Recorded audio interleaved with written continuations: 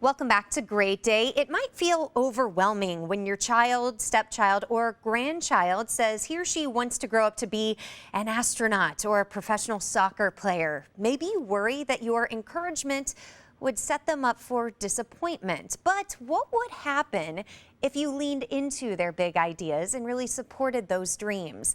Developmental and behavioral pediatrician Dr. Tim Jordan joins us now to explain. Dr. Jordan, you say that kids' dreams of being things due to experiences that they have had in their lives. So would you please explain that a little bit? I like the way you said lean into, because I think kids experience, they watch pro athletes on TV, they watch a space thing go up in the air, they experience life all around them.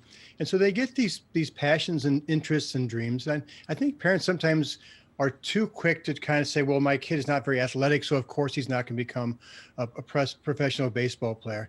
There's a really good story about an 8-year-old girl years ago who told everybody who she would come into contact with, that she wanted to live in Africa and live with animals and write stories about animals. And everybody made fun of her and teased her and said, you're a woman, you can't do that, except her mother.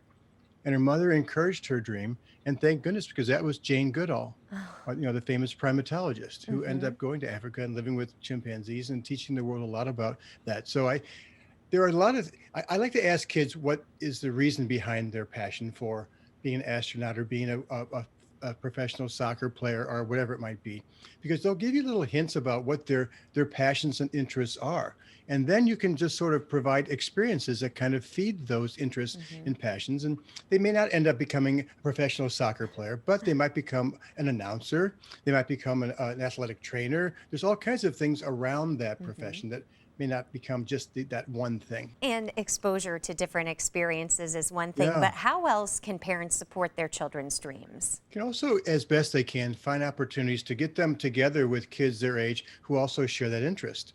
So if they want to be a rock star because they love Beyonce, they love or Taylor Swift, then help them learn an instrument, or maybe help them get involved in the school orchestra, or maybe help them find a band they can play with, or get them in a play if they like theater, if they find a team, or have them read biographies, but help them find people their age they can connect with the same interest. That helps a lot.